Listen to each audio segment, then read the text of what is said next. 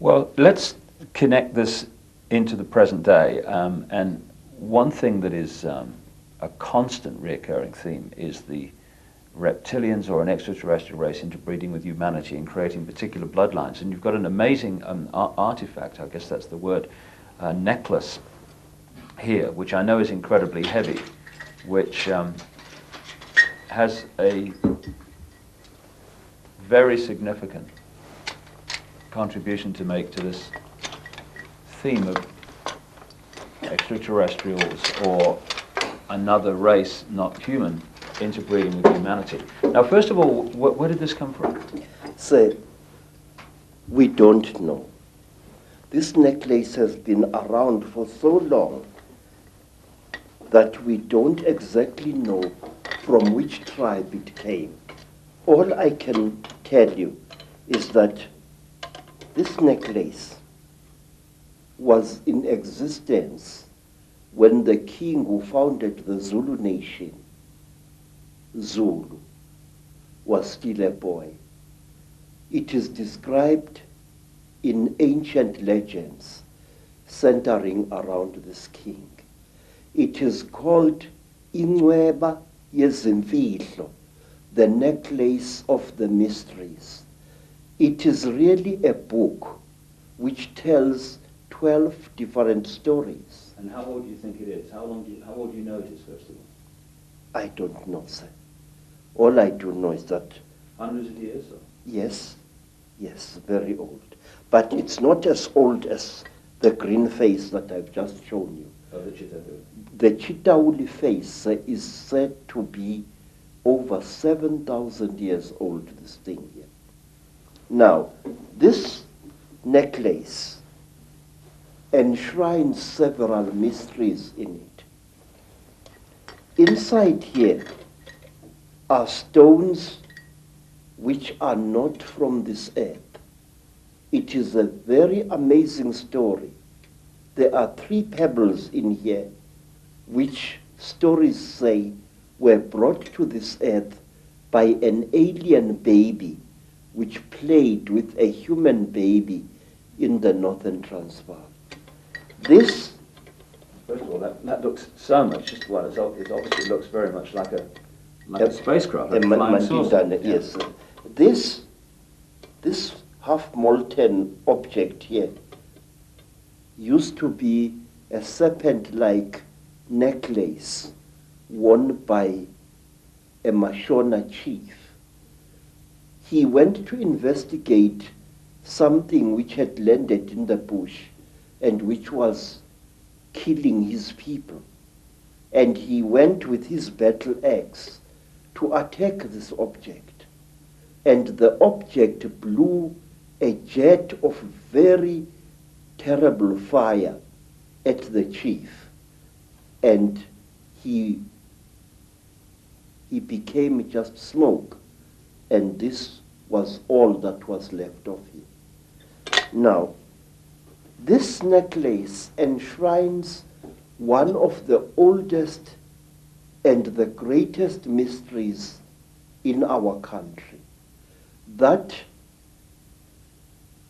the god beings which we call by the name Chitauri and which are called Zishwezi or Imanugela in the languages of other tribes throughout Africa. These gods came down to the earth in great vessels made out of gold, and they united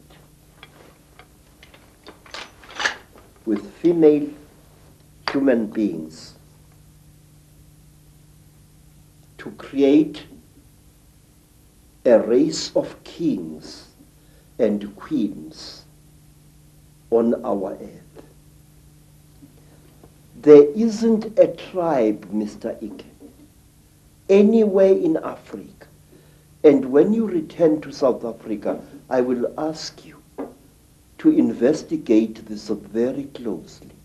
There isn't a tribe anywhere in southern, central, western, and eastern Africa which doesn't claim that kingship was a system that was brought down from the sky by gods who either traveled in swings, as the pygmies of Zaire say, or who came down in huge vessels which were shaped like bows, vessels made of gold, vessels bigger than mountains.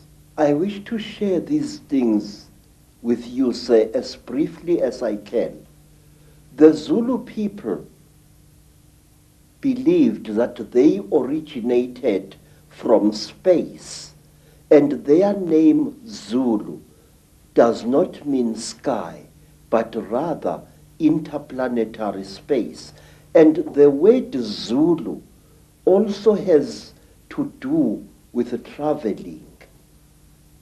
For example, if I say to a child, you are getting about, you are moving from village to village lazily, I say, uyazula wena. Now the word Zula, which is used to refer to Zulus, sometimes contemptuously, in Zula, means really a traveler, a voyager, somebody moving from place to place. Where? In the Izu. Now I ask you, how did a land-bound people like the Zulus know that you could travel in space? Uyazula, ezulwini. You can travel in the great place of traveling. For that matter, Zulu people knew that the earth was a sphere and that it was the sun that was still in space and the various planets orbited around it. I will show you on the other necklace of knowledge. And when a Zulu refers to the earth, he says umhlaba jikelele. Now, the word jikelele implies a spherical or a hemispherical object. But a Mosotho or a Motswana from Lesotho or from Botswana will refer to the world as lefatshe, which means that which is down here. And he will say, when he refers to the earth's shape, lefatshe ka bophara. Now this word ka bophara means the earth in its width.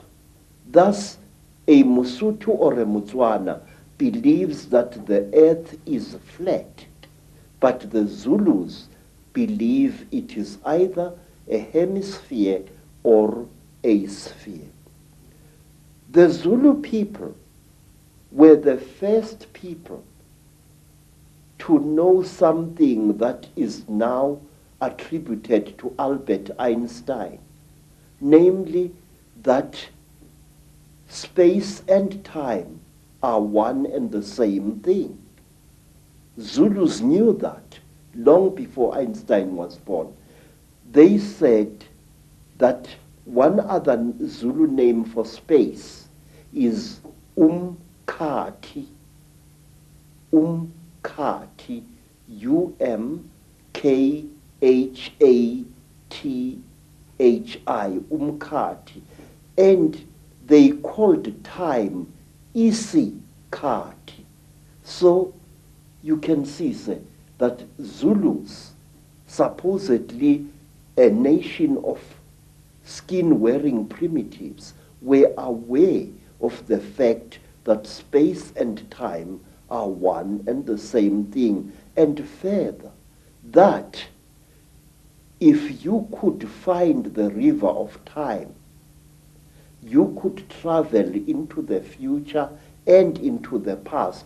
And many are the ancient legends which are told in Zululand of a man who traveled through time and accidentally killed a young boy who turned out to be himself in the past, and so he no longer existed anymore. There's an indication on the necklace, I know, around the back that the Earth is round. One of the symbols is indicating that, or a sphere. Yes. But I wonder what you think, Credo, of what is taught to children and students all over the world in the universities and the fancy academic centers, that actually we are now at the cutting edge of human evolution in terms of technological knowledge and knowledge of the world and the universe. And in fact, back in the ancient world, in Africa and North Africa and all over South America, they were just a primitive people. Please, that is a lot of poppycock. In fact, in my long investigation into our past, I can tell you proudly that our ancestors were 20 times cleverer than we are. What I feel and what I think is that in the past, human beings were cleverer than we are today, and that human beings knew more than we know now. We are not progressing, Mr. Icke. We are simply rediscovering things that were known by better men and better women than we are thousands of years ago. I wish to offer you proof of this, some of it at least. Say, there are things that I have found in my travel through the world, things that prove to me that our ancestors were highly advanced in chemistry. Our ancestors had become so clever that they could take science and reduce it to such a simple level that they were able to help hundreds of starving human beings after some traumatic happening in the past. Let's concentrate on some of the images on the Yes. necklace and the symbols, because that leaves no doubt that a lot of knowledge has been around for a very much longer time than we are Yes. ever told. First of all, on the hand, I'm seeing the eye. Now, the all-seeing eye and the symbol of the eye is one the Illuminati use all the time. And it's one, of course, that was a very big symbol of ancient Egypt, the Eye of Ra and what have you. Why is that eye there on that hand? That represents the terrible eye of the Chitauli, the eye which sees everything, the eye which knows everything. It is said that when a Chitauli dies, he passes his third eye onto his next of kin. And to the Chitauli, an eye is a very, very powerful symbol. This is the eye of the Chitauli. But there is more to these things. Here there is a hole that goes right through the copper. Now if you put water in that hole, you end up with a simple magnifying microscope, and you can see gems through that water. The magnification is amazing. The great symbol that's pointed out again and again on the dollar bill, which is on the reverse of the Great Seal of the United States, Yes. put on there by the Illuminati, a president called Franklin Delano Roosevelt, is the all-seeing eye. And so is it your understanding that the all-seeing eye, when it's used by the Illuminati, represents this third eye of the Chetauli? Yes, I do. I really am sure of this. Why? Because in Africa, even ordinary human eyes are regarded as very powerful devices of magic. If an African shows you respect, he mustn't stare at you, but he must stare at a point beyond one of your shoulders. Now we call this hlonipa, which means deny me your eyes. We believe that when emotionally roused, an ordinary human being can inflict great damage on another human being by the unseen fires that emanate from one's eyes. We believe that a Zulu warrior must never allow his dying enemy to look at him. For example, when a Zulu was killing an enemy, he used to cover that enemy's face with his shield to prevent the enemy looking upon him with his eyes and putting a curse upon him. It's interesting, people who've experienced the Chitahuli, the reptilians, in relationship to the British royal family and others at various rituals, have said that at the point of sacrifice, the point of death in the sacrifice, that these reptilians stare into the eyes of the person dying, which would kind of fit why those warriors were very concerned about that. Yes, sir. What are they doing then? We have got a ritual, sir, which covers many fields. A ritual which is called ukuthatha umoya, taking away the soul, where when a king is dying and he is fighting to pass on his knowledge and his courage to his successor, he would demand that the successor should stare heavily into the dying king's eyes.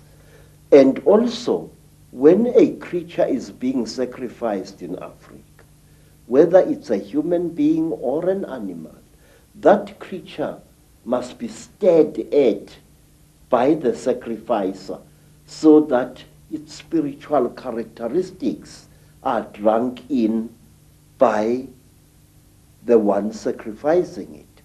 I have seen many times on hunting expeditions in Kenya, Tanzania, and other parts of Africa, when a lion is just about to breathe its last, the hunter, one of the hunters, will stare into the lion's eyes until the lion's eyes start glazing in death. It is drinking in the soul. We believe that the eyes are not just for seeing, that they are for taking as well. Now, on the hand here is what looks like the symbol of the constellation of Orion. What's the significance of that? Say, people throughout Africa believe that the original human beings either came from Orion or the gods for whom read the Chitauli and many other alien nasties actually come from that constellation. We call it the constellation of Umhambi, the one who travels very, very far away. And we call this constellation also the constellation of Matsieng, the giant who was sent by God to this earth to create the first human beings. Matsieng was accompanied by a male lion with a very black mane, and he was also accompanied by his dog. And he traveled throughout the world. He first created the first race of human beings, and they were so stupid in appearance that he buried them alive in a cave, and then he created the next race of human beings, which was clever, and we are the descendants of that race. Also on the hand is what we would call today the Star of David, which of course is not actually a Jewish symbol. It started being used quite relatively recently in that sense, but it's actually a symbol that's been found all over the ancient world. What's the significance of that being on the hand? Say, there are several interpretations of this very powerful magical symbol. We say that there are actually two universes living side by side. A female universe, which is our universe, and a male universe. And to Sanusis, these two triangles, a triangle facing downwards represents the descending female principle, and a triangle going upwards represents the rising male principle. It is a symbol of the unity of the feminine and the masculine. It is in fact the symbol, a very important symbol of duality. Is this the kind of shape of spacecraft, etc., or flying craft that the beings from other planets were supposed to have flown in, or not? No. This, you see, sir, there are various shapes. There are spacecrafts which are shaped like boomerangs or bows. These are very, very, very big. Then there are spacecraft which are shaped like pipes, like huge pipes roughly pointed at either end. And out of those huge pipes come these little things here. Yeah. They are carried inside these huge pipes. Gotcha.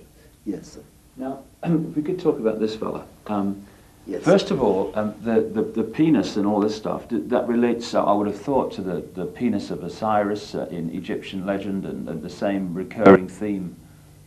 Would that be along the right lines? We say, sir, that King Samahongo, who is represented here, the lord of all the Chitauri, call them what you will, had his penis cut off by Prince Muari, an African hero, and he replaced it with a golden one. Originally, we are told, this thing was made of gold. And now each time when we recall the story of the great marriage between human women and Chitauri men, we unite these creatures symbolically. And sometimes when the necklace is lying on the ground, we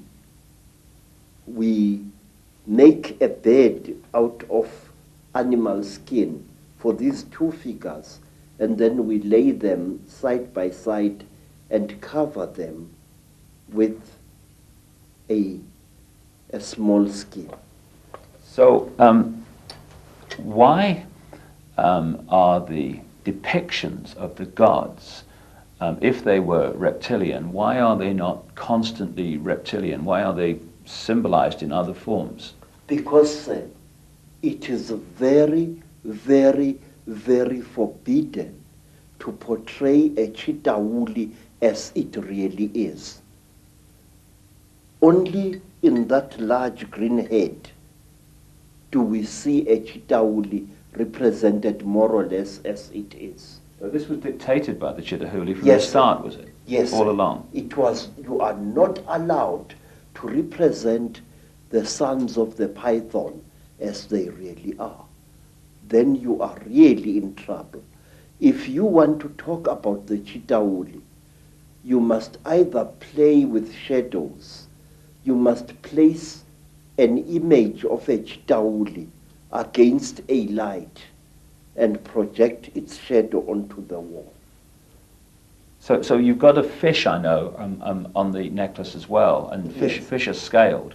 Is this anything to do with the symbolic representation of the Chitahuli in a way that they couldn't do it openly? Yes, sir. There is a particular Chitauli who is called Wowane by our people. Wowane was one of the few good Chitauli, because there are also some good people amongst them. Mm-hmm. And Wowane had a brother called Mpangu. According to one of the great stories, there erupted a terrible war on the red world where human beings had originally been created. And this war was between men and women. On Mars, yeah. Yes, sir. And in this world, men and women nearly decimated each other.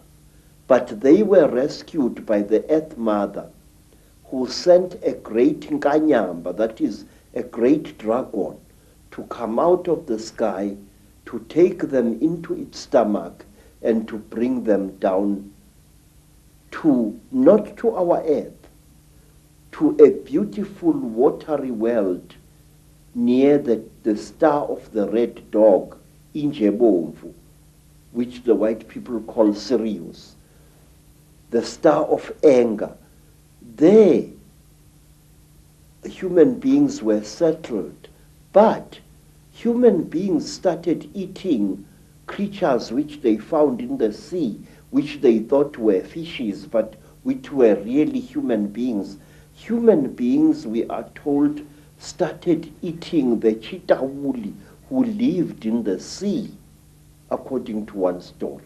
And the Chitahuli fought back against human beings. They attacked them with tornadoes. They attacked them with tidal waves, and the human race was nearly wiped out. And then two brothers, two Chitahuli youths, Mpangu and Wowane, took pity upon the human race. And they went into the sky and looked for a great egg. And they hollowed out this egg, emptied its contents out, and brought the egg to that world and loaded the surviving human beings and brought them to our world here. We say that Wowane gave us the power of kingship. He brought it out of the sky. And if you notice, in many parts of Africa, ancient kings used to wear a wooden helmet with golden horns. It was true in West Africa, and it was true also in Southern Africa, in the great Munumutapa Empire. This is the horns representing the Chitahuli. Yes, the power of the Chitahuli. Because to a Chitahuli, horns are not just for goring other Chitahuli as oxen gore each other. No, horns are a symbol of status, and through its horns, a Chitahuli is able to communicate with human beings far across the face of the earth. So the horns were like antennae then?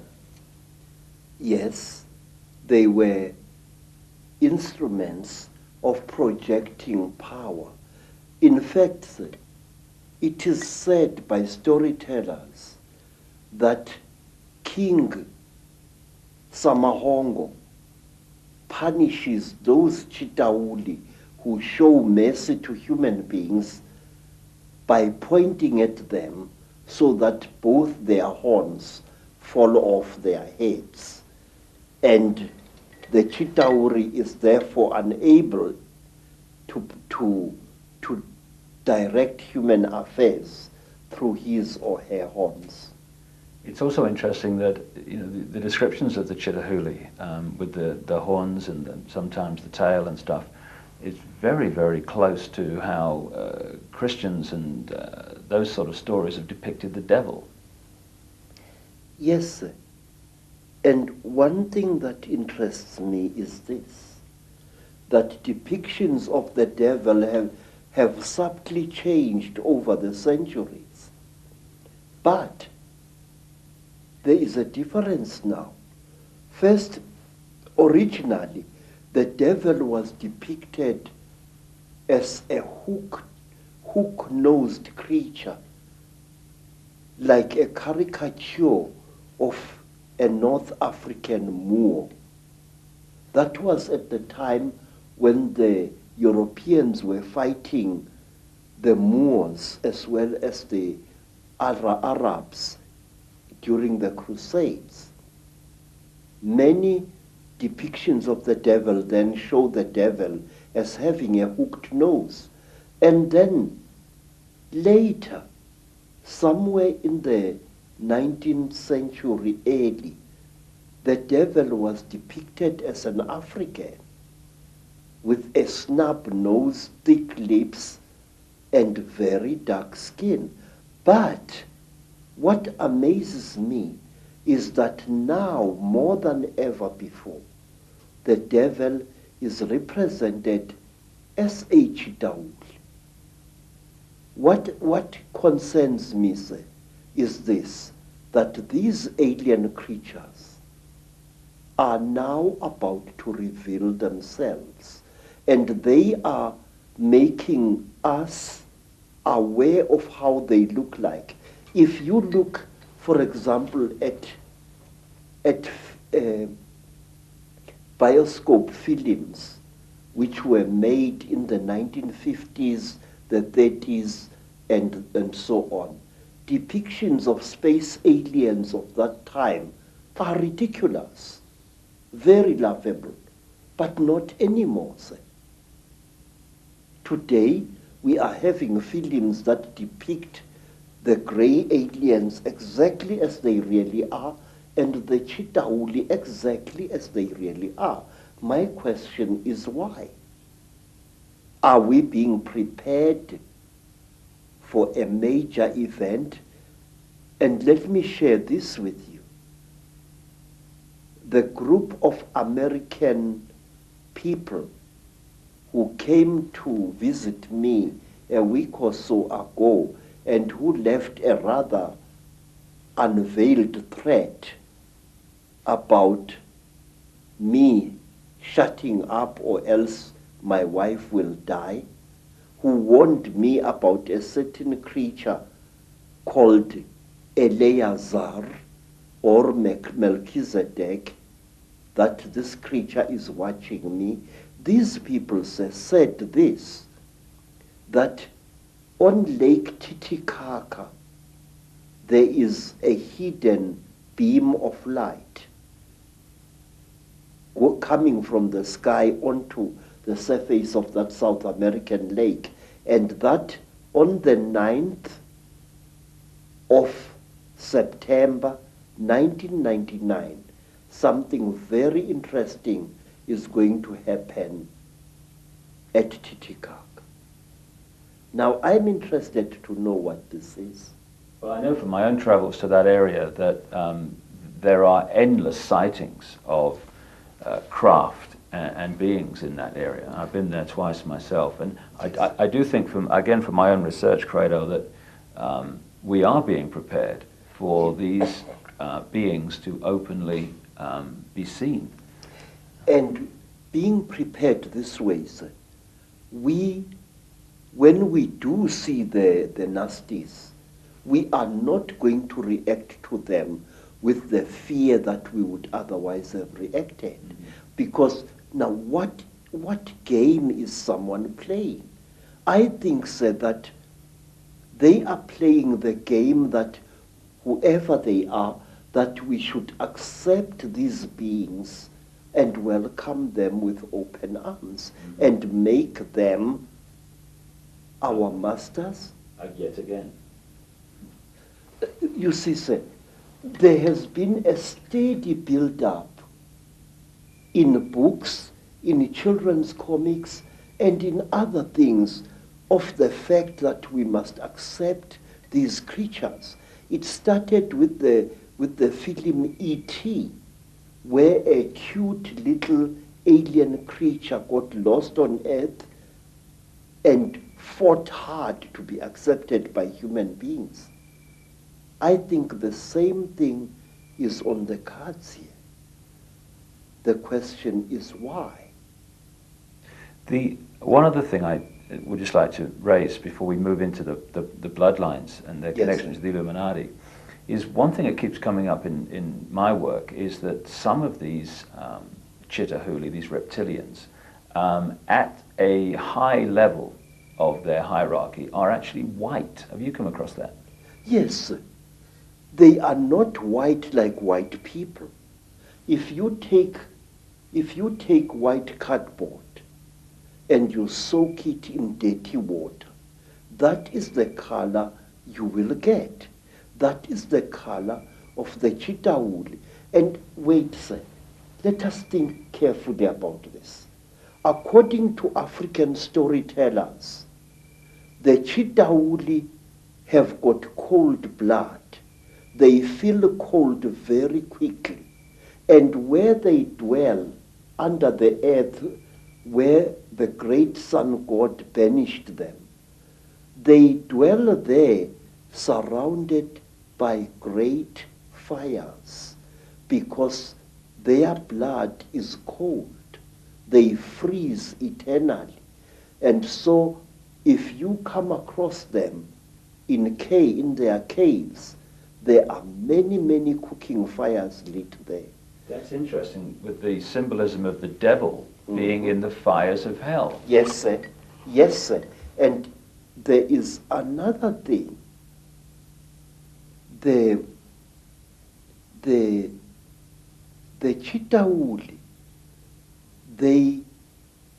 their eyes, terrible as they are so efficient that if a Chitahuli appears suddenly into the hot African sunlight, two things happen to him.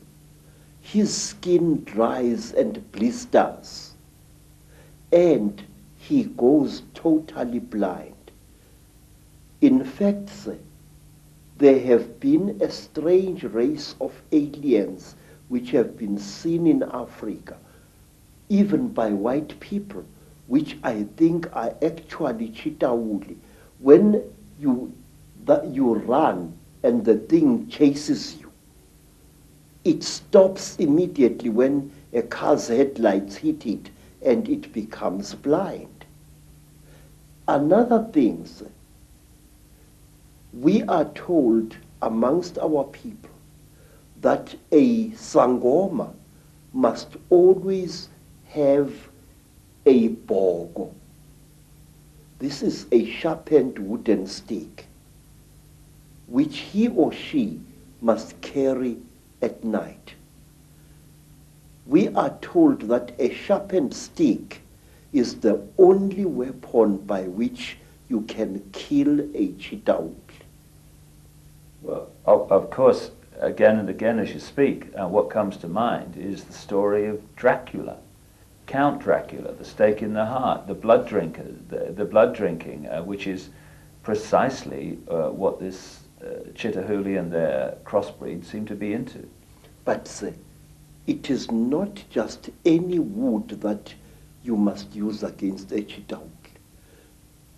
We believe that Rhodesian teak, a wood which has got a strange bitter taste, is the one type of wood that is poisonous to the Chitahuli. And down there, you see a long stick that I am carving in preparation for the year 2000. I might not be alive to see the year 2012. But this sticks, which I've been working upon for the last 5 years, is going to be the one stick which my successor will carry.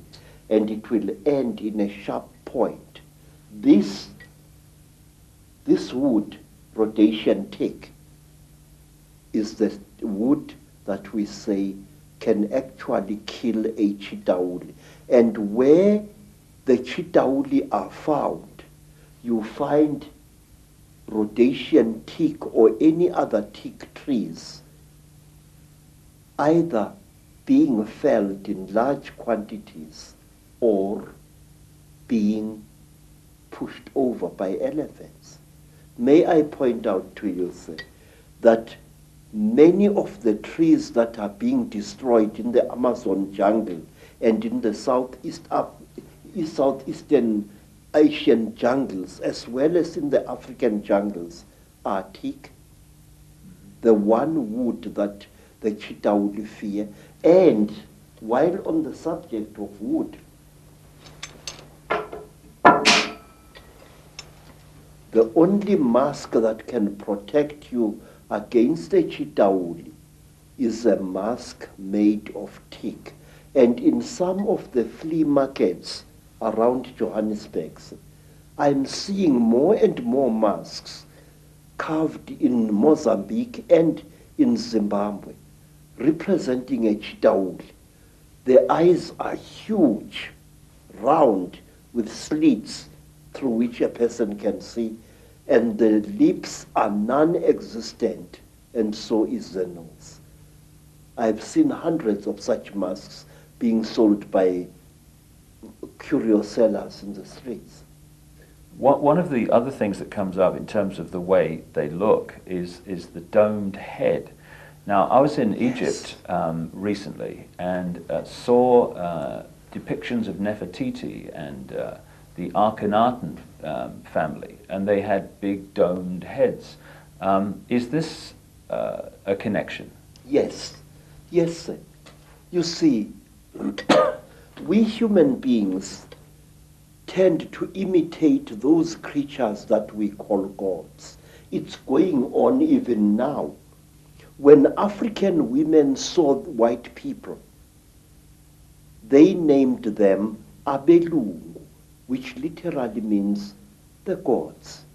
And today, in America and in Africa, black women and some black men are going out of their way to give themselves hair which is European and not African in character. Now this thing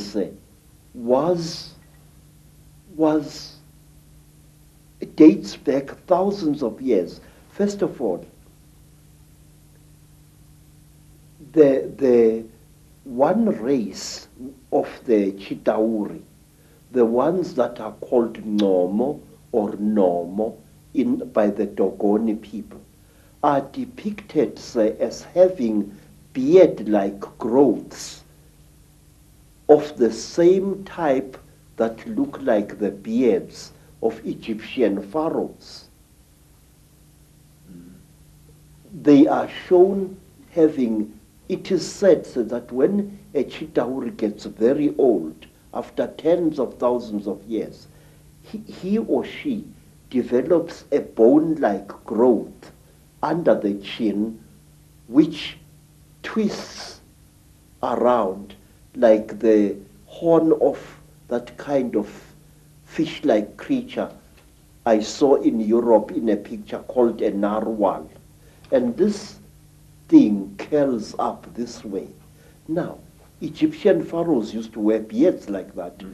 And some African kings wore beards like that, real beards or even false beards made out of ivory or out of the tusk of a warthog. And there was a time definitely in history when African kings as well as Egyptian pharaohs went out of their way to imitate the appearance of the Chitauri. Queens like Nefertiti had their faces misrepresented by the court painters They looked exactly like the Chitauli as near as possible.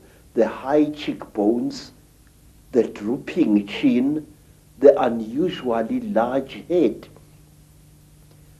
African sangomas, African inyangas, ancient Egyptian pharaohs, all of them used to wear headdresses that made their heads look much larger than they actually were.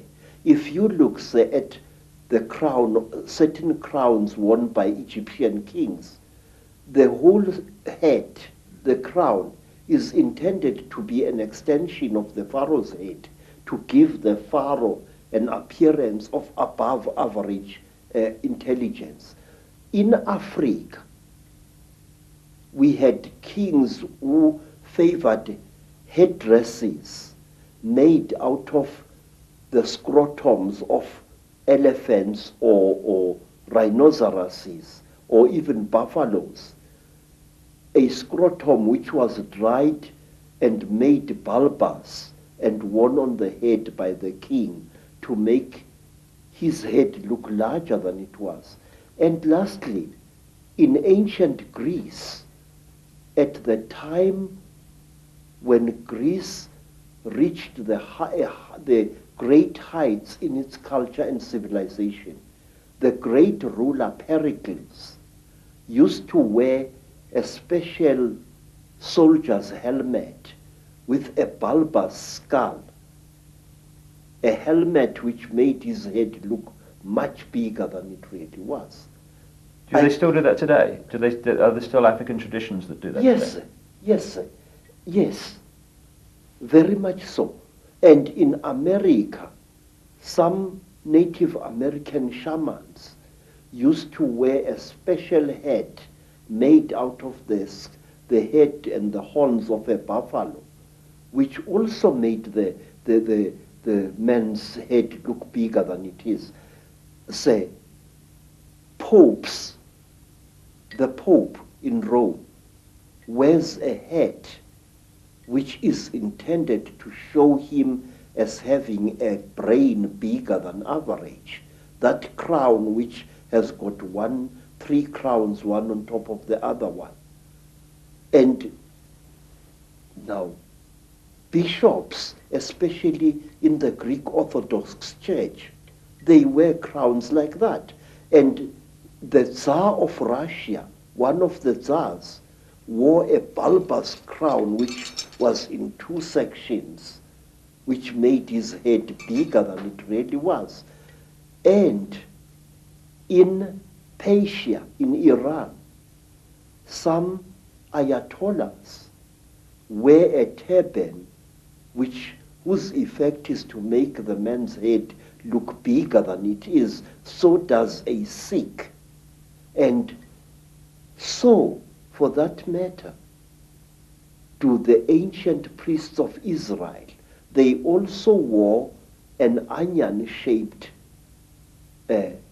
headdress whose impression was to give him an above size head. Aren't there also traditions in which they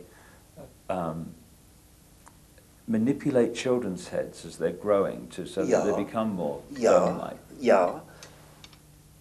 During my travels in Africa, I came across an amazing people whom you must visit. They are called the Mangbetu people, and they live near Lake Rudolph in Central Africa. They are a beautiful, aristocratic people. And what they don't know about the universe is just not worth knowing. The Mangbetu people believe that an elongated skull with a flattened forehead pleases the gods. They flatten the skulls of their children, causing constant headaches to the child, even when the child has grown into adulthood. And I asked a beautiful Mangbetu woman, "Madam, why do you torture your children this way. The woman, the wife of a senior chief, said to me, look, the gods want us to be like this.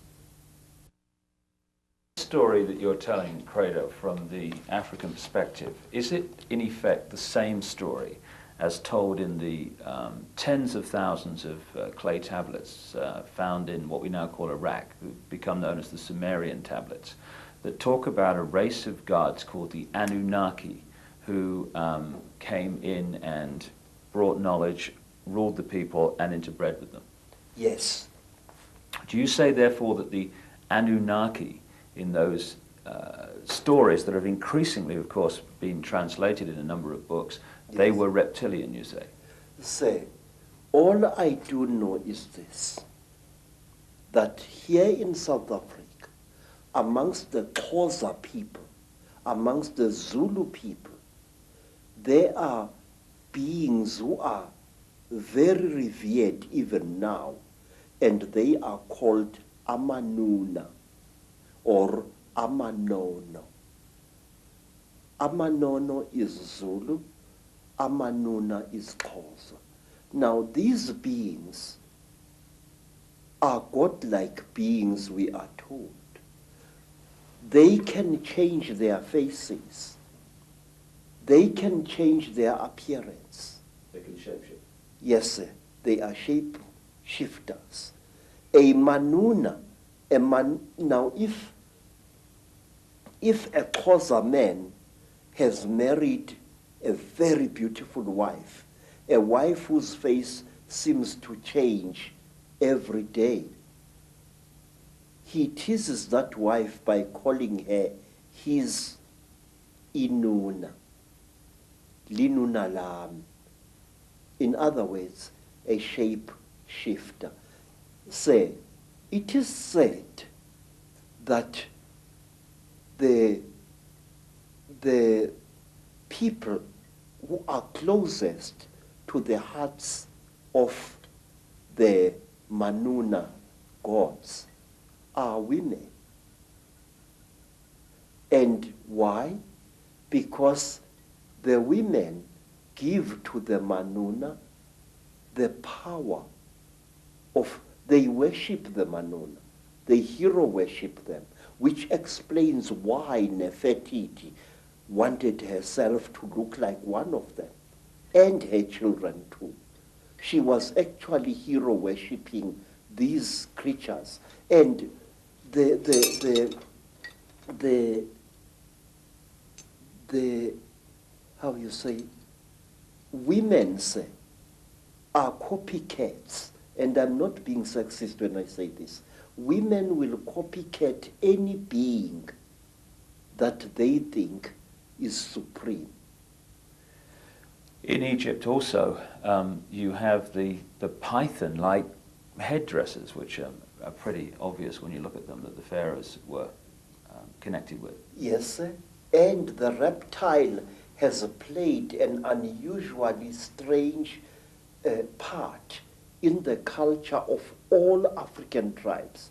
For example, it is my suspicion, sir, that we black people of Southern Africa are going to be deprived of our nationhood in the very near future, and that we are going to be ruled by people of Uganda. But wait, what is the real meaning of the word Baganda? Baganda. And what is the creature that you see depicted on the walls of houses and on the roofs of houses of some of the greatest empires in Africa? It is the python. There was a golden python which was used as a decoration on the roof of the house in which the king of Benin, the Oba, lived. Zulu people revere the mamba, a very terrible snake. Zulu people revere other snakes as well. And in Venda, in the northern Transvaal, the Venda people regard the snake as well as the crocodile as sacred. And they, even today, their girls dance at initiation, a long, rather sinuous dance representing the movements of a python. And they call that dance the Domba dance. And Domba is the ancient name for a female python.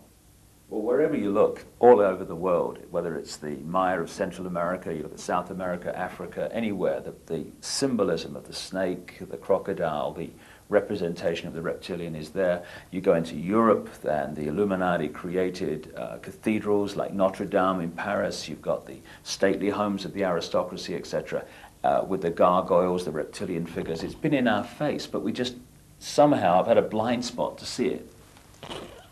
We human beings have idolized the reptile since the very supposed birth of our history. Go even further, much further. What was the creature which was honored by the ancient Greeks in their Delphic oracle? The python. What is the creature that stands next to the figures of the goddess Athena? The python. No matter where you look, go to China, where I once went. Who are the principal characters who brought wisdom to humankind? Creatures, part snake and part human being. One of whom I remember correctly was called Nu, a word which occurs also in Africa. And her brother was Kwa. And sometimes it's turned into one creature, Nukwa, she. Everywhere we human beings have sacrificed our dignity as a species and attributed great intellect and great glory to reptiles, tortoises, turtles, lizards, snakes. Why? And even now, our fascination with the reptile and the amphibian has not stopped. In fact, it's growing. The popularity of all those dinosaurs, in cartoon as well as in serious form, it makes me uneasy. If we could just pick up this line of bloodlines, which the Sumerian tablets talk about, which you talk about, the interbreeding of humanity, and how the accounts explain that these crossbreeds were put into the positions of royal ruling power, almost as like demigods, middlemen between the gods, the Chitahuli, the reptiles, and the people. Those bloodlines, in my own research, became the European royal families and aristocracy, and today are the ruling, banking, business, and political and royal lines of the world. And the genealogy supports this increasingly. Is there a tradition also that the royal lines of Africa go back to the same source? Please, you don't have to believe me. Go to Rwanda and there talk to the people there. They will tell you that the founding ancestors of their dynasties, the first kings who came from the sky, and they were called Imanugela, the ascending ones. Say, many African tribes believe that when the gods came down from the sky, they found human beings very, very stupid. And the human beings could not come before the gods in order to be taught. So what the gods did, and this is a story that you also find amongst the Dogoni people in West Africa, because the human beings were afraid of approaching these reptile gods. The reptile gods cold-bloodedly slaughtered one of their number and shed out its flesh with a specially gathered crowd of human beings. And these human beings then became the ancestors of our first great kings. Now say, African kings jealously guarded their blood. If the royal lines of Africa claim descendants from the same source, basically, have those lines interbred as obsessively as the European aristocracy and royal family, and not bred outside of those lines? Yes, sir. Royalty had to marry royalty. That was one of the strictest laws in ancient times.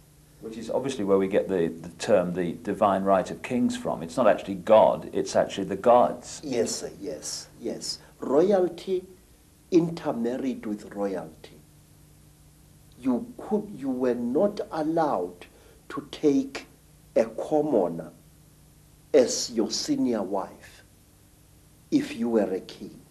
You could take commoners after your senior wife. Once the genetics has been achieved. Yes, sir. Now, another thing, it is like the Sangomas. Very, very strictly speaking, a Sangoma who was sometimes viewed as a king or a queen was not allowed to marry outside her caste or his caste. Sangoma had to marry Sangoma, otherwise the non-Sangoma blood would pollute the god blood inside the Sangoma. The lady that I've quoted in my books, Cathy O'Brien, who wrote her own book, Transformation of America, about being a mind-controlled slave of the American elite, she talks in there about seeing George Bush as president and vice president shapeshift into a reptile. And so many other people have told me this story of world leaders today changing into reptiles in front of their eyes and then changing back again. And Miguel de la Madrid, the president of Mexico at the time of George Bush, said to Cathy O'Brien, as she quotes in her book, that a reptilian extraterrestrial race interbred with the ancient Central American people because they needed to create bloodlines through which they could operate. Yes. And he said that these bloodlines were, in effect, today's world leaders. Does it fit with your knowledge, Credo, that the royal lines of the Chitahuli reptilian human interbreeding that become the demigods and the royal families, etc., that they have gone on in Africa, as well as the rest of the world, to become the ruling lines and the ruling people of these countries? Yes, many of them have. In fact, some of Africa's most terrible warmongers, men who have drenched large areas of Africa in unnecessary blood and suffering, are directly descended from some of our greatest emperors of 600, 500, or even 1,000 years ago. Just as the American presidents are. Say, I would like to tell you about a man called Jonas Savimbi. Jonas Savimbi is a descendant of some of the greatest Angola kings. In fact, the entire land called Angola was a breeding place of kingship in Africa. The word Ngola Ngola means a king, and Angola means land of many kings. I must say, the way that the evidence that I'm uncovering is going, and it's going there very fast, and it syncs so much with what you're saying, is that a race from the stars, a reptilian race, interbred with humanity, they created crossbreed bloodlines, which became the middlemen, the demigods, the royal kings and lines and ruling power in the ancient world. And through interbreeding has become the presidents, the ruling people at the top of the power structures of banking, of politics, of the military, of all areas of our lives, of business, all of it. Is that the way that you have seen it yourself? Yes, sir. You know, Mr. Icke, I wish for one moment I could contradict you. But for the last 40 years, I have observed an extremely disconcerting phenomenon in South Africa and in other parts of Africa as well. And this is the phenomenon. You find a rising black leader, a real leader amongst men, a ferocious activist for the rights of his people. This man starts something, whether it's a revolution or whatever, he starts it. And you look at his ancestry, because in Africa we look very closely at a man's ancestry. And you find that this man is nothing. Although he is doing such great deeds, he is actually a descendant of very peasant people. Ow. And you are worried. And all of a sudden, this black man will come to a sudden violent end, and a person who is totally new will take his place. And when you look at the ancestors of these people, this man, you find that he, or even she, is a person of very, very ancient African royalty. Now, let me show you. There was this war in Rhodesia, and many people got killed there.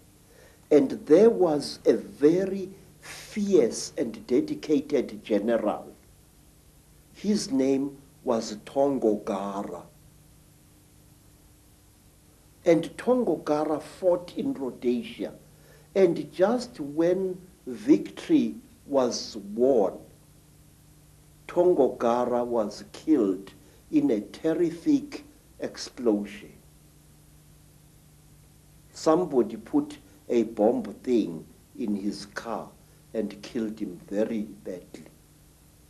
But wait, Tongogara had been a descendant of a blacksmith. His surname, Tongo Gara, means powerful hammer. Now, who replaced Tongogara? A man called Robert Mugabe. Now, you can't get more royal than that. Mugabe is descended from ancient Mashona kings, and what is more, he knows it. Always a leader is removed, and when the power really comes, a new leader descended from some faraway monarch or tribal chieftain 2 centuries or 3 centuries ago comes on the scene. Again and again there seems to be this particular force which elevates its descendants over ordinary human beings. I can give you hundreds of cases of this. Now, say, talk about a tradition of shape shifting. African kings, even now, and even ordinary tribal chieftains, especially in times of crisis, often spread the story through the land that they are able to change shape at will. There was a time when the South African government created the various Bantu homelands. And these homelands were ruled by those tribal chiefs who were agreeable to the apartheid system. Now, some of these chiefs were very unpopular with the people on the ground. And so, to build a charisma around themselves, these chiefs used to tell people that they are capable of changing shape at will. It was spoken about a certain African chief in the Transkei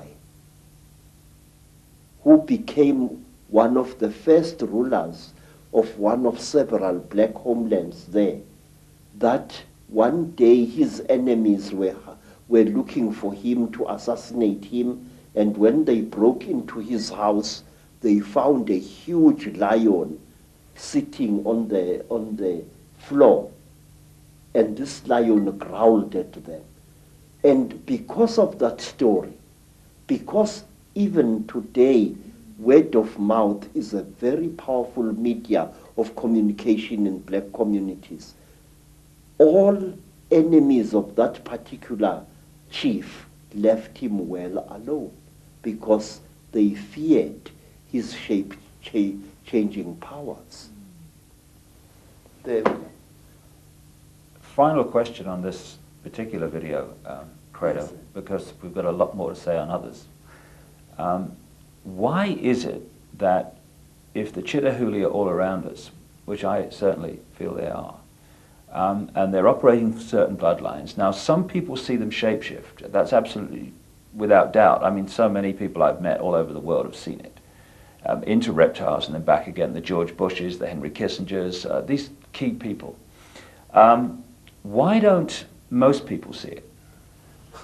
First of all, sir, I have said to you, Mr. Icke, that we human beings have got a blind spot in our brains.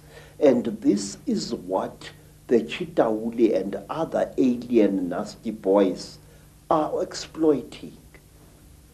Look, sir, if we are a crowd and we are standing on a city street, we will see a man suddenly grow an extra arm.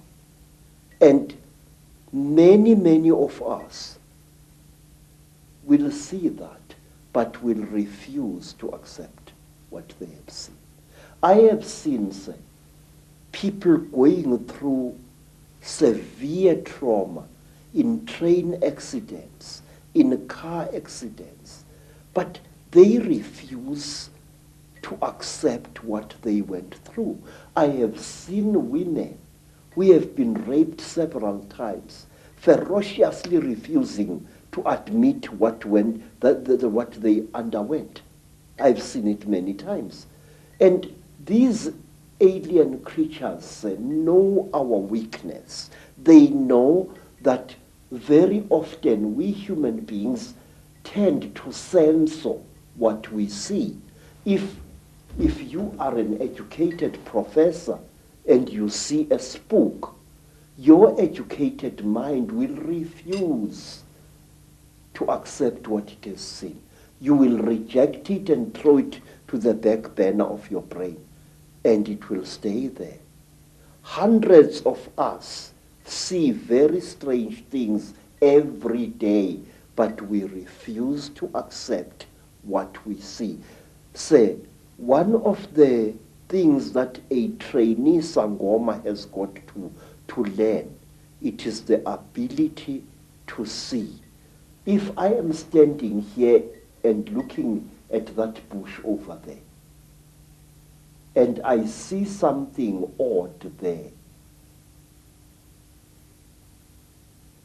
I must know what I've seen. But wait, sir, there is something else, something very, very, very, very important, which I and many other thinkers in Africa have found. Mr. Icke, whenever you talk about such things, people call you paranoid. Mm-hmm. But no, you are really more sane than they really are. Say, there are certain vaccination things that are done to our children which rob them of the ability of seeing spiritual entities. Believe me, I can prove this. In Zululand, we were sometimes called before our chiefs, our inkos, and we were told that there is a great smallpox coming to the land and that all children must be vaccinated. Do you know that my mother's father, my grandfather, used to dodge that? He said that the white man's mjovo, the white man's vaccination, makes you blind. And if you are to look after my cattle, you must not go to the trading store to get your vaccination. But wait, the school inspectors used to come into the land and check each child for signs of vaccination or lack of it. Now, do you know what we used to do, Mr. David Icke? Our grandmothers used to give us great pain in order to save our spiritual eyes. They used to heat grains of maize, and then they would heat this grain of maize, and using a piece of wood as tweezers, place it firmly against the skin of the child. So when the school inspector came, he saw these blisters and assumed that the child had been vaccinated, but in fact it had not. And this was done to us many, many times. And I noticed that school children in mission schools who had been vaccinated for smallpox or for measles could not see spiritual entities at all. A ndondo, that is a flying saucer, a spuputeg, would fly through the sky at great speed and be seen by many men and women. But the child who had been vaccinated would see nothing.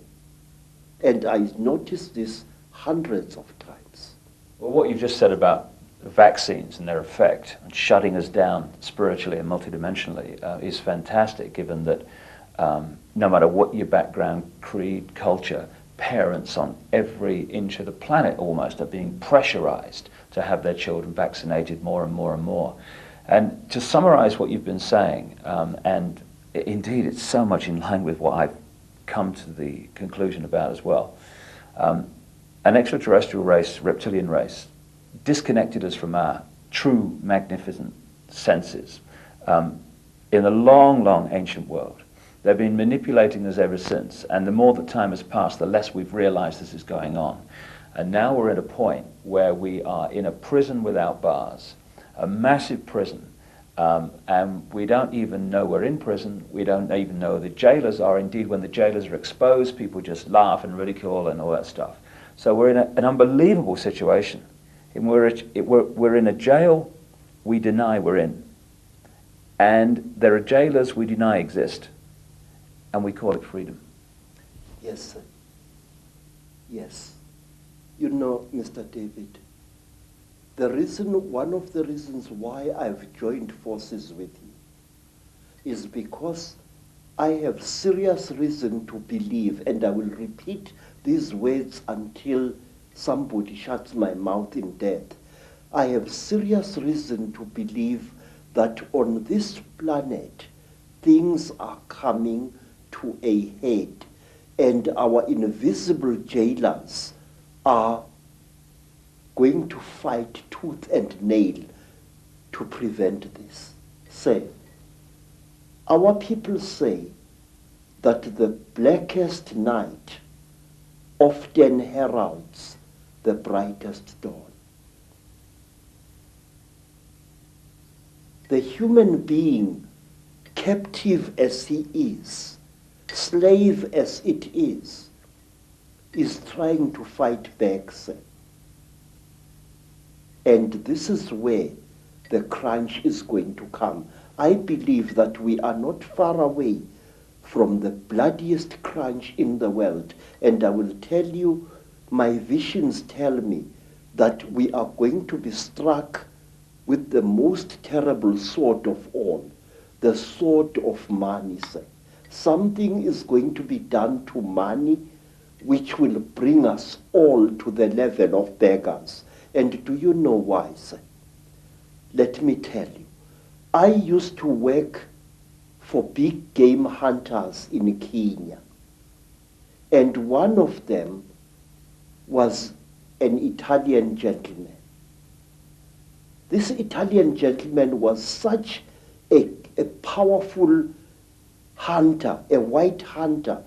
He used to shoot 2 bull elephants a day in Kenya, and he used to celebrate the shooting with a huge bottle. He called it a magnum of wine. I remember him pouring some of the wine onto the heads of the dead elephants. And then one day we went with this man to the land now called Rwanda, which used to be called Rwanda-Urundi. We went up the mountain, and there, accompanied by pygmies, he shot a gorilla, a huge ngangi with silver fur all along its back. And the great beast died so bravely that this Italian hunter started weeping like a woman.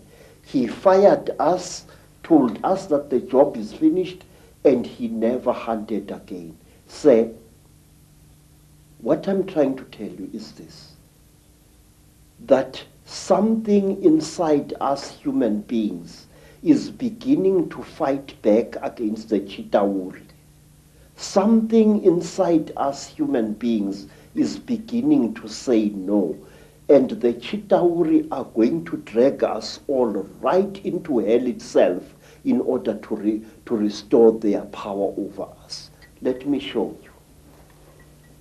Who would have thought in the 1950s, during the time of the Cold War, when everybody was expecting a bloody Third World War between Stalinist Russia and the Western nations, when British, American, and even Russian nuclear bombs were exploding all over the place, who would have thought that a few decades after that, there would come a time when a group of young men and women, the people of Greenpeace, would sail their ship, the Greenpeace Warrior, into a nuclear zone to prevent the French from testing one more atomic bomb. This tells us that something inside the human soul is fighting back. 40 years ago, it was once a very glamorous thing to kill animals. Today, a big game hunter like my Italian friend would never dare show himself in some hotels. He would be spat at and he would be beaten up by people because the hero of yesterday, the Bwana Banduki, the gun Bwana, of 40 years ago is today a murderer. Now, things are coming to a crunch. 40 years ago, nobody cared a damn about the environment. People did not even know that there existed such a thing as an environment or a food chain. Today, there are people who would rather lose their lives than not save a buck which is drowning in a river.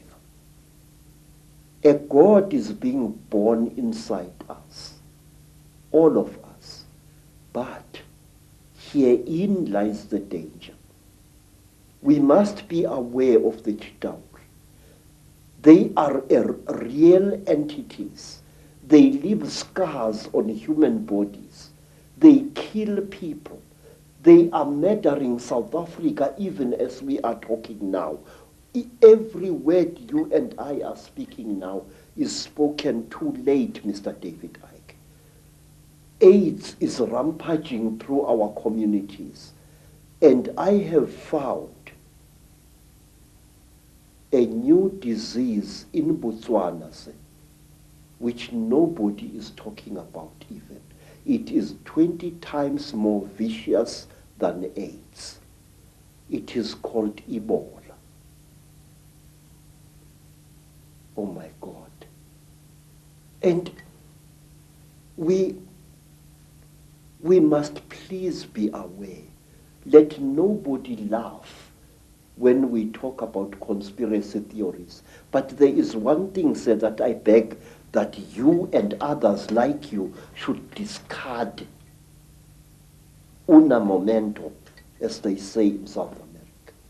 Stop calling the conspiracy a theory, sir. Theories do not kill people, Mr. David Icke. Theories do not murder innocent children. Theories do not put multiple murderers of Kabila's stripe into power in countries. Absolutely. Theories are just ideas floating in the air. The conspiracy is real. It is there and it kills.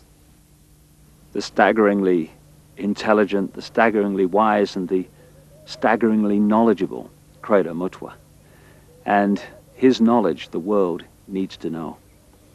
Not only is Credo a man who has gathered this enormous knowledge together, he's a man with the courage and the foresight and the wisdom to know that the world needs to hear this, even though most of the world, particularly those who run the world, don't want anyone to hear this. But if we're going to be free, and we are, then we need to know all there is to know, and not just that which the few want us to think is the world, when a very different world is unfolding all around us every day. In the next video, we're going to be taking the story on with Credo and showing how these reptilian bloodlines and this Chitahuli, this reptilian group, expanded their power across the world, took over Africa and other great continents, and today are the ruling elite that controls planet Earth. And by knowing that, and by knowing how it's done and how it works, we can take control and power back into our lives from those who have controlled us and this planet for thousands of years. It's a great time to be alive. From Africa for now. Thank you, and thanks for listening to A Remarkable Man.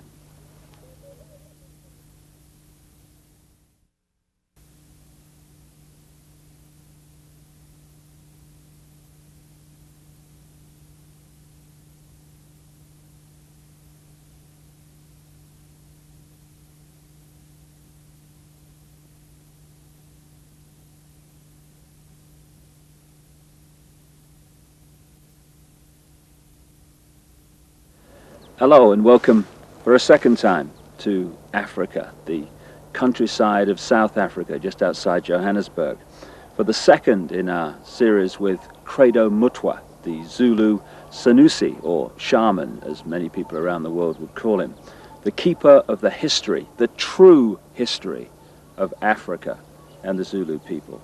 and the official storyteller, in other words, the carrier of the knowledge and the symbolic stories of the Zulu nation. He is, without any question in my mind whatsoever, the most remarkable, astonishing man it's been my honor to meet. And to share his incredible knowledge has been a time that I personally will never forget. In the first of these videos, we discussed with Credo the story of the Chitahuli, the reptilian extraterrestrial race from another world that came to the earth in the far ancient world, that brought advanced knowledge which built many of the, according to conventional history, unexplainable, magnificent structures all across the world, thousands and thousands of years old, and also interbred with humanity, creating hybrid crossbreed bloodlines.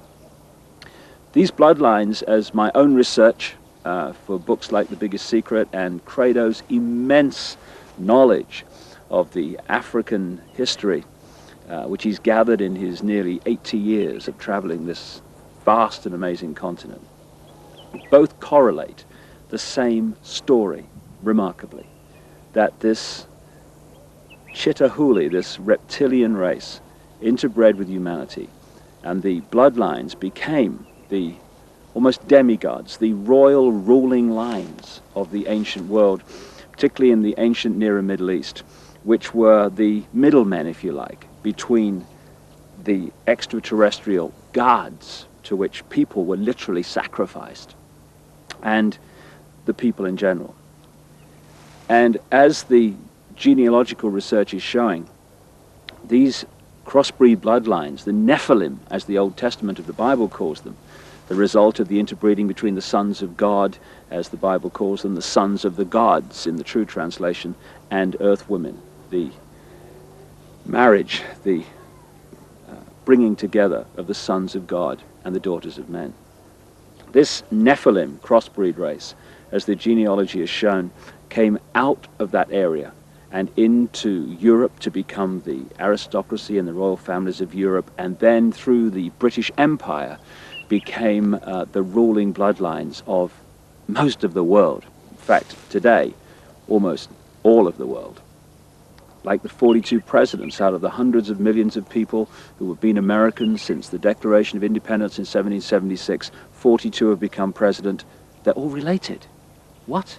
And they go back to these ruling aristocratic families, which eventually go back to the crossbreed, interrelationship, intercourse between the Chitahuli, the Anunnaki, as some accounts call them, and human beings. And it's the British Empire that we're going to talk about now, in its relationship to taking over the planet in a way that today is now global. The British Empire became the British Empire because this network of bloodlines, which had become known as the Illuminati, centered itself in London at operational level, particularly after the arrival from Holland of William of Orange, who became King of England in 1689. And from that time, he signed the charter that created the Bank of England, and the banking system as we know it started to expand and emerge. But from that time, the British Empire and the other European empires came into being, and they took the planet over. Now, one immensely important area that they completely controlled and raped was the fantastic continent of Africa. And to look at how Africa was taken over by this Illuminati, Chitahuli, reptilian crossbreeds, and indeed the reptilian race itself that's behind it all, is to see how the world has been taken over, the methods used, the way it was done, the manipulations. And what we're going to talk to Credo about now, among many other things, is the way that the continent of Africa was hijacked by the Illuminati. And I asked him first to tell me the story of how this great continent was taken over. So, there are mysteries in this world that we as thinking human beings must look into And one of these mysteries is this.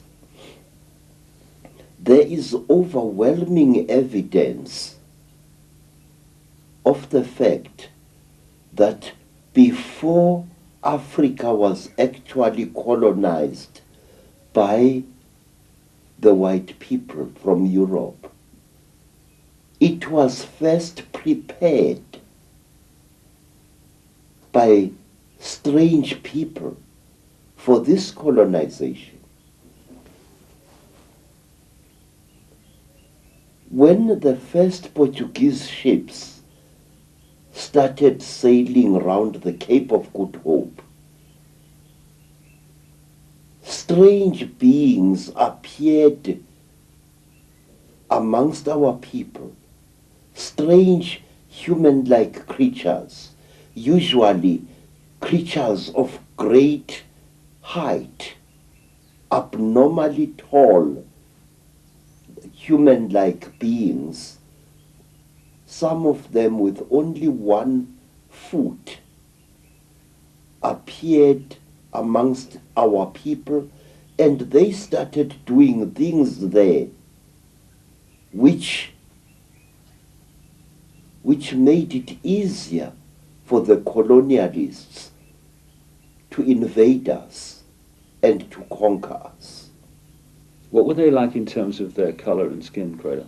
Say, we do not know, but there are those who described them as very, very white, chalk white in appearance. This went on for so often that it became traditional to our people to represent these beings with white chalk. You found masks amongst our mask makers which were smeared entirely in white chalk to represent these creatures. These creatures were usually about 8 feet tall, very, very slender, and they used to wear robes made of the tanned hides of certain type of antelope, usually the intensely black sable antelope. What name did the people give to them? We gave them the name Izilo Zengubo, the beasts of the terrible blanket. These creatures were dressed exactly like Christian monks, with hoods and long robes. In fact, I will draw you a likeness of one of them as it is shown in a rock painting. Now, these creatures used to live in holes in the ground or in underground caverns or in gullies over which a roof of logs and vegetation as well as sods was placed. And it may be of interest to you, sir, that Portuguese explorers and Portuguese seamen used to see these one-legged creatures hopping about and sometimes disappearing into the ground as if by magic. And these creatures were called by the Portuguese sailors monopods. They wore a long robe that reached down to their ankles, and they appeared as they moved through the bush as if they only had one leg. Monopods were seen in Africa, and they were also seen in America before America was colonized by the white people. Among the Native Americans? Yes, sir. One of the one of the things that amaze me is that the story of America and the story of Africa was the same. It is said, sir, that these monopoles introduced certain knowledge to our people. They actually prepared our people mentally for what was to come.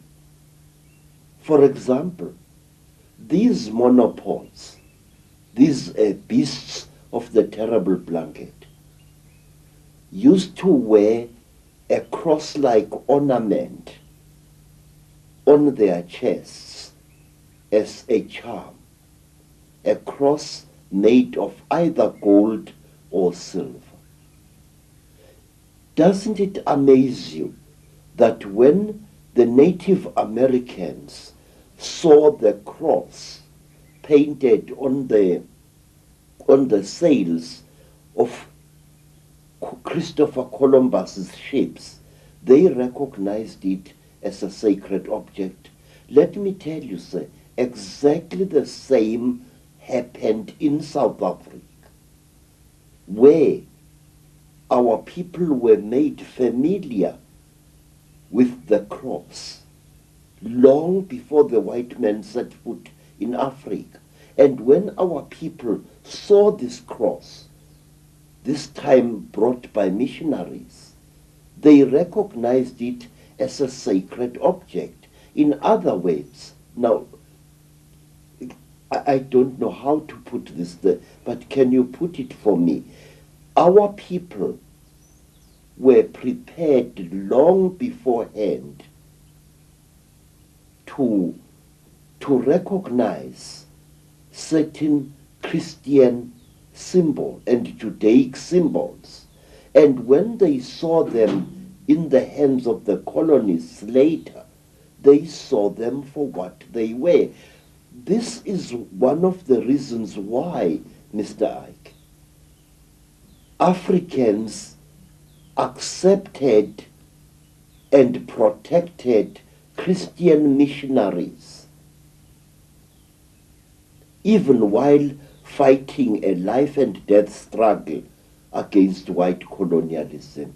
How is it that a man would accept the religion of an invader while at the same time fighting a life and death battle against the encroachments that this invader was making into his native land?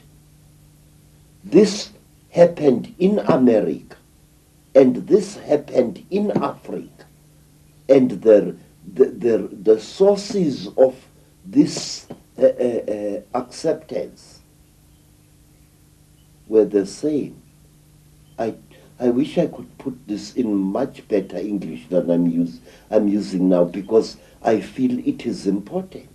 I think you're putting it very clearly, that it seems that this Chitahuli were going around the world preparing for the occupation from the Illuminati Center in London and Europe of these various areas like Native America and Africa. Yes, sir. The story, you see, a great fraud is being committed in educational circles, in that the educationists in their ivory towers force our young people to look at the colonization of Africa and America as if they were two separate incidents. But certain factors in this colonization were the same in Africa and the same in America, and they achieved exactly the same results. This is why I always argue that the conspiracy, the international conspiracy, began long before colonial times in Africa and in the Americas. And the results were the same. Look at this. Here is the great Zulu king, Shaka. Shaka is a warrior second to none. Shaka is also a prophet second to none. Shaka welcomes white people to his empire of Natal. Shaka allows missionaries to operate freely through his country. And when Shaka dies, before Shaka died, he warned his half-brother Dingaan that he must under no circumstances attack the white people, and that he must allow missionaries to operate freely amongst the Zulu people. In fact, during the reign of King Dingaan, Shaka's half-brother, two missionaries, Reverend Halstead and Reverend Owen, had a mission station within sight of King Dingaan's great village. But wait, sir, let me point out one thing. These missionaries were converting our people to Christianity, and they often went out of their way to criticize and undermine the king's authority in the eyes of their converts. In other words, we have an amazing phenomena here where a great king is being undermined by the very people he has allowed to preach freely in his country. Why? Not a single South African scholar has ever asked himself why. Why were our people so seemingly stupid as to allow a foreign religion into their country? Now, let me show you, sir, two horrendous tragedies. When the Belgians colonized the Congo, which is today the Democratic Republic of the Congo, King Leopold declared that the Congo was to be his personal property. And King Leopold and his men tortured and murdered several million black Congolese people in an act of genocide equal only to what the Nazis were later to do to the Jews. But under savage ill treatment, under savage torture and humiliation, the Congolese, virtual slaves in their country, still respected Christian missionaries and followed them and gained hope from them.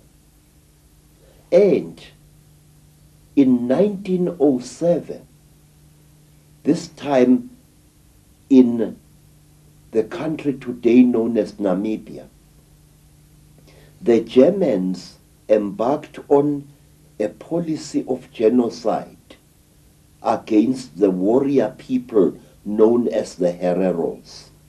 They murdered so many Hereros. They tortured and slaughtered so many men and women of that nation that until as recently as the 1940s, Herero women were still so traumatized by what had happened that they were not producing any young at all. But in spite of the hideous genocide committed by General Van Trotha, in spite of the multiple murders, the Herero people clung to the Christian faith. Why? Exactly why? I now come to my people, the Zulus. When King Dingaan murdered the Voortrekker leader Piet Retief, the act was watched by Reverend Owen and Reverend Halstead from their mission station, which was built on a hill overlooking King Dingaan's great village. Halstead and Owen, unharmed by Dingaan, decided to flee from the place after that. And Dingaan was deeply sorrowed that his favorite preachers had decided to leave him. And King Cetshwayo, the warrior king who won the Battle of Isandlwane in 1875 or thereabouts, never harmed missionaries. And a king who followed Cetshwayo, King Dinizulu, who was brutally tortured by the English, had a great friend in Bishop Colenso, a Christian bishop, and his daughters, one of whom was called Mary. Although he had suffered so much at the hands of the British authorities, King Dinizulu never abandoned his white Christian friends. They comforted him, and he depended desperately upon them and their Bible in his darkest hours. Would the same basic story, Credo, be true of how the British or the Illuminati based in Britain took over Australia too? Yes, I have found exactly the same stories. The Aborigines, like Africans, were deliberately softened up long before they were colonized by the white people. There were men, mysterious men, who often posed as gods, who undermined the will of the Aborigines to resist the encroachment of the colonialists. It's also interesting that Captain Cook, who is the guy who's supposed to have, quote, discovered Australia and New Zealand, that area of the world, Yes. was actually sponsored and funded and in fact controlled by the Royal Society, which was a Freemasonic and is a Freemasonic science operation based in London. Yes, sir. Let me show you another interesting thing. There is a man I have been investigating in vain for over 40 years now. A man who committed acts of hideous genocide upon our people here in South Africa. A man of whom historians are so fond that he is practically a white cow whom you may not dare to point a finger at. If you see me sitting in front of you, a man who was demonized over 30 years ago by the South African news media, it was because I asked questions about this white man, Sir George Grey. Who was Sir George Grey? What was he? Was he a Freemason? Was he an Illuminati? How is it that this Sir George Grey, who is the actual founder of the most oppressive laws that British colonialism ever settled our people with, apartheid was laid down by Sir George Grey. The carrying of identity papers was laid down by Sir George Grey in the 1850s, in the last century. And Sir George Grey dealt our kings a mortal blow. But let me first tell you, this man was sent from London to quell a Maori rebellion in New Zealand, which had defeated the efforts of military men. The Maori were unstoppable. Their rebellion was blazing like a bushfire through New Zealand. But when George Grey was sent to New Zealand, he managed to quell this rebellion with very, very little loss of life. What did George Grey do? I have never been able to find a book which tells me exactly what did George Grey do in New Zealand in order to pacify the Maoris who had beaten the efforts of the British soldiers. Because that same George Grey was brought from New Zealand to South Africa in order to quell a great rebellion by the Xhosa people. And George Grey used outright trickery in order to force the Xhosa people to actually destroy themselves.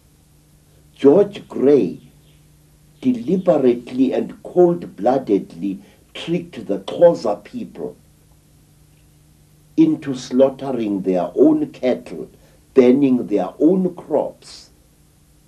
It is one of the saddest stories of our country's blood-drenched history. And almost overnight, George Grey reduced the Xhosa people of the Eastern Cape into a nation of dying skeletal starvelings. Because after George Grey had manipulated the Xhosas with raw trickery into destroying their crops, destroying their cattle, he practically had them on the plate. Hunger, raw hunger and starvation achieved what military might had failed to achieve after many, many embattled decades. George Grey was a psychologist par excellence. George Grey was a trickster who knew the native races, and he knew how to exploit their beliefs to bring about their own destruction. Let me show you what Grey did. One day, when great tension was boiling up in the Cape, and when the colonialists were threatened by yet another border war between themselves and the Xhosa people, a number of Xhosa women, amongst them a Sangoma, a priestess diviner called Nongawuse, were tending crops when they heard voices calling out to them in the bush. Nongawuse, because she was a spiritual person and a healer, responded to these voices. She went together with her sister Nonteto to investigate, and they found a deep hollow in the ground, and from this hollow they heard the voices coming. And as the women knelt next to the hollow, the three amazing figures emerged from the grass, tall men wearing long black robes made of animal skin with very big hoods on their heads appeared out of the hollow, and one of their faces were painted white, or so it seemed to the terrified Xhosa women. And these men were unusually tall. And they told the woman, Nongawuse, whom they distinguished by her attire as a traditional healer, that she must go to the Xhosa people and tell them to start killing their cattle and start destroying their crops. Mr. Icke, I want to show you this book, a book which was published many years ago, a book written by me, and which made me one of the most hated black men in South Africa by the white establishment. In this book, I write, amongst other things, about a man called Sir George Grey. And in this book, I questioned certain things about this man, because Sir George Grey was the creator of race discrimination and apartheid in South Africa. Apartheid was not really created by the Afrikaners. It was created by this man many, many years ago. Well, Sir George Grey was Illuminati, a black magician, and fits the bill exactly with what happened in all these other countries you're talking about. Say, when I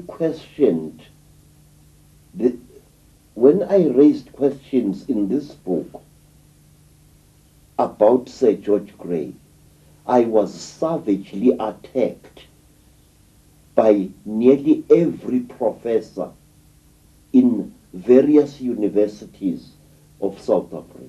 The intellectual prostitutes, yeah? Yes. The liars in ivory towers, as I call them. I said that the Xhosas did not commit suicide in 1857.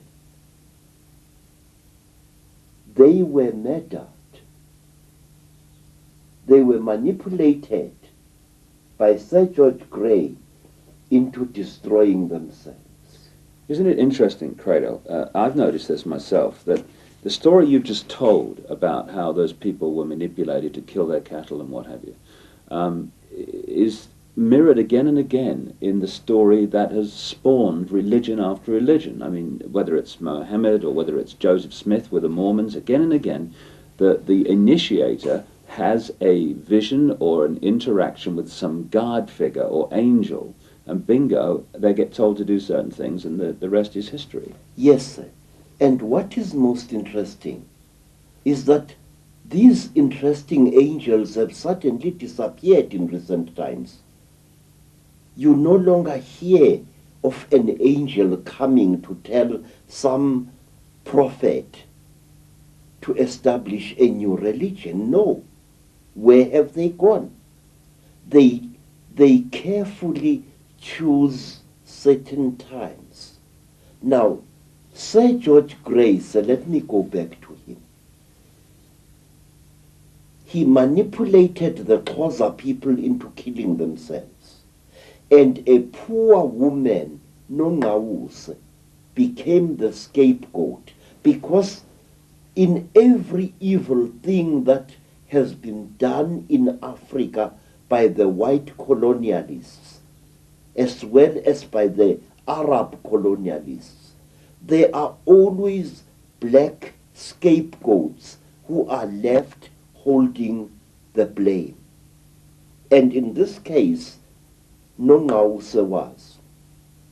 According to South African official history books, we are told that Nongause had had a dream that her people must kill their cattle, her people must destroy their crops. And as a result of Nongause's dream, thousands died. And another lie was added to compound this infamous lie. We were told that Nongause had been a child when she had this dream. But that's a lie. Photographs of Nongause taken after the terrible disaster show her as a mature woman who is wearing a beaded blanket, and on that beaded blanket it is shown clearly in beaded patterns that she was a Sangoma who had undergone several initiations. She was not a girl, but a spinster woman in her 25th year. And Nongause had not had a dream whatsoever. She had seen apparitions. She had seen men who posed as gods, who were disguised as supernatural beings, and she had not been alone. And another thing, the Xhosa people would never have listened to the word of any mature child on a serious matter like this, because to all African people, cattle and crops were not regarded as their property, but rather as the property of the ancestral spirits. Now, Nongause became a scapegoat. For a long, long time, our people hated Nongause for the dream she had supposedly had. And after I had brought questions about this story, after I had been torn apart by newspaper men, Nongause's story was suddenly changed and totally omitted in South African history books. I can show you some of these books where this story doesn't occur at all. Cato, is this story that you're telling in this one incident, can you repeat that again and again across southern Africa as the Europeans took over? Was it a method they constantly used? Yes, yes. You see, I can tell you a lot of things that were done. Some of the bloody wars which were started in South Africa between white men and black men were actually engineered by supposedly ancestral spirits, where a king suddenly saw an apparition. Mm-hmm. Now let me tell you, sir, one of these amazing stories, of which there are well over 100. And it is a true story that is known to every student of history in the land known as Lesotho. There was a great king, sir. The king's name was Muhlomi. Muhlomi was a priest king. He was a man who was both a healer and a king.